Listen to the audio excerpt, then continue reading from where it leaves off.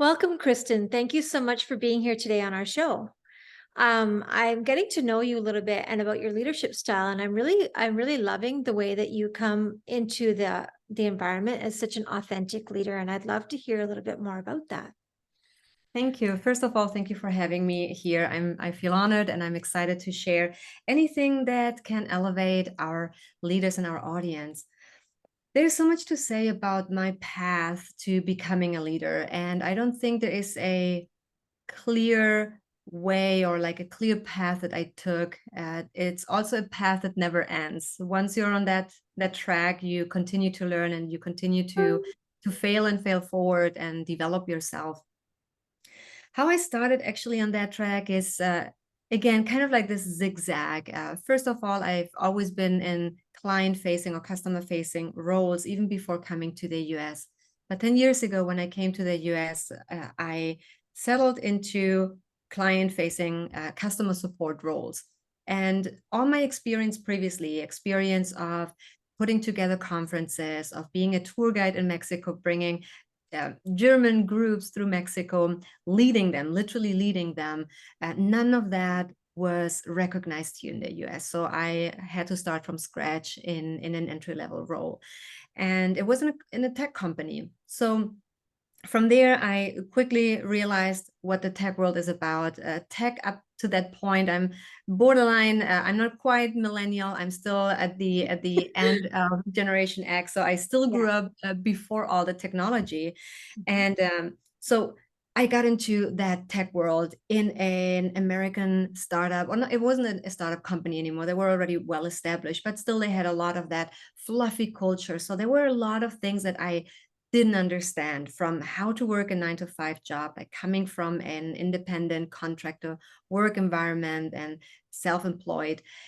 So there were a lot of changes that I needed to adapt and a lot of growth mindset that I needed to develop because everything changed of the things that I was used to doing. So from there, I changed jobs roughly every 2 years because I wanted the growth, and the companies that I was at, they weren't able or capable in the moment for whatever reasons to provide me the growth that I was looking for. So one thing that I learned very fast is you need to jump jobs to get that growth. Something that I don't agree with anymore. On the contrary, I want to be that kind of leader that is able to retain talent and develop them so that they have a fulfilled career within the company that they're at. So long story short, roughly 7 years later, after I came to the US, I finally was in a position where I was able to lead teams and develop teams from the ground up. And I very quickly realized it's not as easy as I thought that it would be. And there were moments where I was really lost and I was not doing good as a leader. I didn't know how to have one-on-one sessions. I didn't know what was important. I didn't even know sometimes how to connect with my American direct reports, right? I coming from a Mexican German background. So I ended up with a company called Elevate Network, where I finally understood the meaning and the importance and the impact of mentorship and coaching. For the first time, I had mentors around me, and for the first time, I had exposure to coaching. Mhm. And that was truly mind blowing, and it changed the entire trajectory of my career. After getting that exposure to mentorship and coaching, I saw how fast I was able to actually build the skills that I needed to be a good leader, to be a good people manager, and to build rapport, to have access to the right resources, to even find the right resources. I just So, quickly jump in there for one sec. So how, yeah, I'd love to know an approximate timeline. You know what I mean? Like of course. going from 7 years of jumping jobs constantly and then going into real mentorship and coaching. Like what's the difference in timeline for you? Yes. When I started in my first entry level job, it was in 2013. And then 2015, I switched jobs Yeah, from one company to another, a startup company, right. very But when small. you got to Elevate, like sorry, like just to Yeah, jump that bridge, yeah. like And then from the very first job to Elevate, it was 7 years. yes, yeah. Yeah. So in 2000, 7.5 years in 2018, and then from Elevate Network to my first really impactful leadership role, it was only 1.5 years. Really? So Yeah, you went from a 7 year of trying to learn it on your own to a coaching program that took a year and a half to develop all those skills. That's correct. incredible. The true power of coaching, right? Absolutely. Yeah. Yes. And after that, actually, I switched yet again to another company where I started to not just manage entry level agents in customer service, but I started to manage managers. And I must say, in that role, I terribly failed. Oh, I and that's okay. Failure is part of a growth, and there's nothing wrong with it as long as we understand how failure can help us develop ourselves and shows us our blind spots. As long as we remain open and mhm. coachable, failure can be extremely powerful. And so, in retrospective, I take it as a really meaningful lesson that I learned in that time. And during that time, because I realized that I wasn't ready for that kind of responsibility, I didn't realize how more difficult it is to develop and manage managers versus entry level people. I requested to work with an executive coach. And that was again one of those transformative moments of my career where I understood not just the power of mentoring, but the power of coaching, where it wasn't a transference of knowledge from the mentor to me, but a guidance from the coach towards me so that I can develop and come up with my own solutions and insights. And that brought me to where I am today, where I discovered how much I love coaching. I love being coach. I saw the impact and the transformative power it has. And I decided to become a coach myself. So that was my dream goal and professional skill goal of last year. And now I am on that path of mindful leadership coaching. That's so beautiful. Good for you. I love hearing people, go through that process. I mean, failing, you're right. It is such a huge part of learning.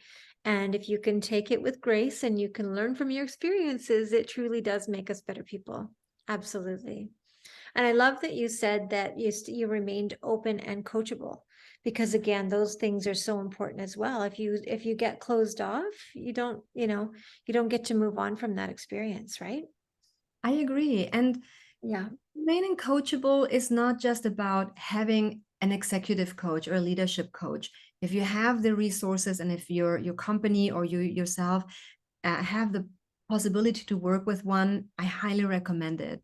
However, you can also remain coachable just by just working with your own manager and sharing the expectations with your own manager of what you need to learn, what you want to learn. Be open to receiving feedback. That is such an an overseen component of coachability and remaining coachable that I think is really important. The responsibility of a leader is developing the people that they lead, and especially a people manager. But there's also responsibility from the employee, from you if you are in that position, no matter what relationship we are, to really seek out that development and to bring that self-awareness to the table and say, I'm not really good here and I want to be better. Now you, my leader, help me getting better. How can I do this? Share resources with me, challenge me, right? Challenge me on my narratives, challenge me on my skills, challenge me to do and be better, and help me getting there, hold me accountable to that. So coachability for me is really both sides need to be in it and participating in it. Good for you. That's such an authentic way to be, in a leadership role. How incredible. And I love that you've got such an open mindset, challenging yourself, having somebody else hold you accountable. So many beautiful steps in order to become a better person. Absolutely. So then tell me how you ended up like in your coaching role. Like what kind of coaching do you do now then? Yeah, so that is another really interesting part because there's so many amazing coaches out there, and I don't. I really had that moment of imposter syndrome and saying like, who am I to put myself out there and be a coach to others? And there's some specific perspective that I have about leadership. On one hand, I consider myself a contrarian leader, and that is based on a book that I read, the contrarian Guide to Leadership. I forgot the author's name right now, to be fully honest. But throughout my career, I realized that I don't do the things in the same way that other leaders do, and I question a lot, which is very typical for coaches to do. I want to get to the bottom of things. I question a lot of the status quo and challenge and try to really go above and beyond an issue to find a permanent solution. And sometimes it didn't resonate with the people around me. What people around me wanted is just go with it, don't ask, just do your job, and that wasn't who I am. And so for the longest time, I thought I was a misfit. One, I'm like, oh my God, I'm too German, or I'm too Mexican, or I'm too this or to that, I'm too woman, I'm Yeah. too emotional. Like, you get so many labels that I bought into that, and I really had insecurities. So I thought I no one understands me. I'm complicated. I'm too difficult to work with.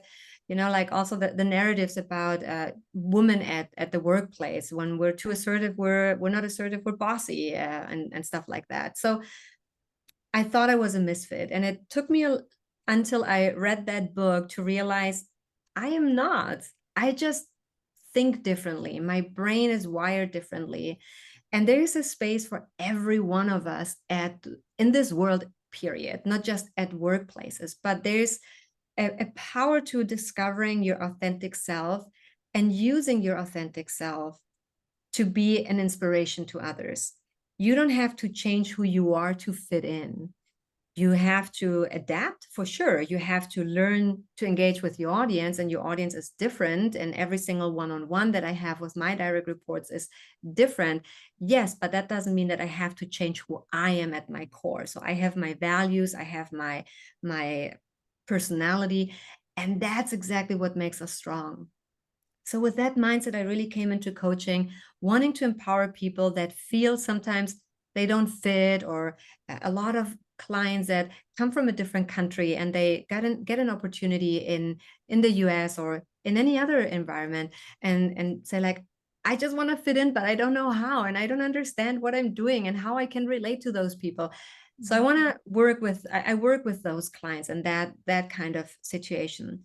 But there's another layer to my coaching approach, and how I want to truly make an impact in the world. If something happened with the pandemic, is realizing that things need to change. The way we were doing business, the way we were working with each other, the way that corporate environments were set up, were not working anymore. And the pandemic truly brought to the surface what wasn't working. And we weren't seeing empathy, we weren't seeing compassion, we weren't seeing flexibility. Even when we thought that we had those, fluff environments of like, yeah, we have ping pong tables and just show up in t-shirt and be casual. That didn't mean that we truly had a safe work environment. That's right. And I my approach is I want to develop emerging leaders into being those compassionate leaders that they want to see in others, right? And they wish they had during the pandemic or even before the pandemic. And I want to help seasoned or executive leaders to bridge that. What do they need to do to bring that compassionate, humane component into corporate life? I disagree very heavily that one has to be excluded of each, like that they have to be exclusive of each other. Corporate environment doesn't mean cold anymore. Maybe it was in the 80s, 90s, 2000s, not anymore. And really the pandemic propelled me to understand that we have an opportunity right now because we can't go back. No one wants to go back to pre-pandemic times. And within that, my approach and my mindset there is truly, there's like, and that's where also my name comes in, like noble mind coaching, is we have the leaders that just want to be good, they want to be better just for themselves, and that is totally valid. That is a healthy mindset to have. Then we have those leaders that say, I just want to be better for the sake of my team and the sake of the company that I'm with. And that is a really great and excellent mindset to have. However, the leader that wants to be best, to have a truly meaningful, long lasting, maybe even permanent impact in the world, that's the noble mind. And that's the noble leader that I aspire to help them to uncover their strengths, departing from the understanding that they have already everything they need to be successful. And that's uh, in a lot of sentences, the approach that I'm taking to coaching. That's beautiful. You know, I actually I just finished having this conversation with a friend of mine yesterday. I was just like, isn't it such a nice thing to see this change happening? This transition that we're all going through, even though it was such a like a long kind of tragic event, we're learning so much and these beautiful pieces are starting to fall together, you know, and the positive changes are coming finally, you know, like are and they also mentioned that there's like this generation of kids coming up that know that they don't have to work the way that we used to, right? They get to see that, and I love being in the generation we are because we get to see both sides of that, you know, our parents generation that depend on social security and our kids generation that are like, oh look, we don't have to do that. So, you know, and if we can bring that positive environment, that positive, beautiful, noble mindset into it, what a beautiful world we can create. I agree with you. Yeah. And it's true. The newer generations now are demanding better leadership. And what I love about newer generations is they're holding us accountable, right? Absolutely. Again, the great resignation that we experienced in the past year and a half, like not anymore, but like beginning of 2022 was exactly that.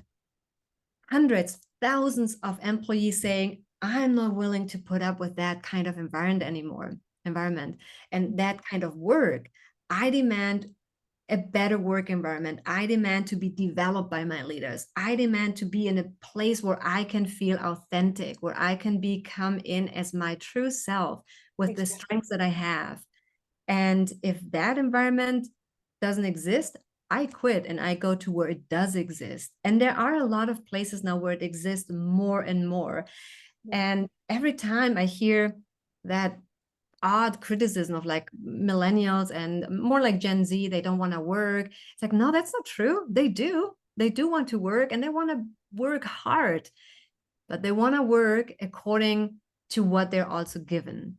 And what is that? Development, resources, a, a humane treatment, right? All things that are absolutely valid. There's nothing outrageous about that. So truly working in bridging that and elevating the entire corporate mindset that we have around work and work environment and retaining talent. I'm so passionate about that. I love that. We should not have to quit a job every 2 years in order to grow as people. Right. Exactly. Yeah, absolutely. Well, it's so beautiful talking to you. I would love to know more about your program. I'd love to share your program as well. So, do you have contact info or a website that people can reach you at? Absolutely. My website is very straightforward. It's my name, kirstenpenalosa.com. So everyone can find me there and reach out over there. Coaching is a more than a program that it's preset in stone and we have to adhere to it. It's really something that we define in a discovery session. So if we're a good fit for each other, how long, what are the goals, like we talk about that, and then we develop something together that feels good for the coachee as well as for the coach, that I can buy into and say like, yes, I can help you with that. So it always starts with that discovery session, and then from there we just work together on it. Coaching, the way I see it, is not mentorship. So a lot of people confuse that and think about, well, it's just tell me how to do things. Yeah. That's not what it is, right? Yeah. It's really like I will be a motor to the individual to bring out their strengths and help them see them for themselves and apply them into the challenges that they have to overcome them and really kick off their career. That's very beautiful. Thank you so much for being here today, Kristen. It's been really nice chatting with you. Thank you. Likewise. And I truly appreciate all the work that you do here. It is really on us now to elevate and support newer leaders and really make the, the world a better place. Thank you so much. Appreciate it.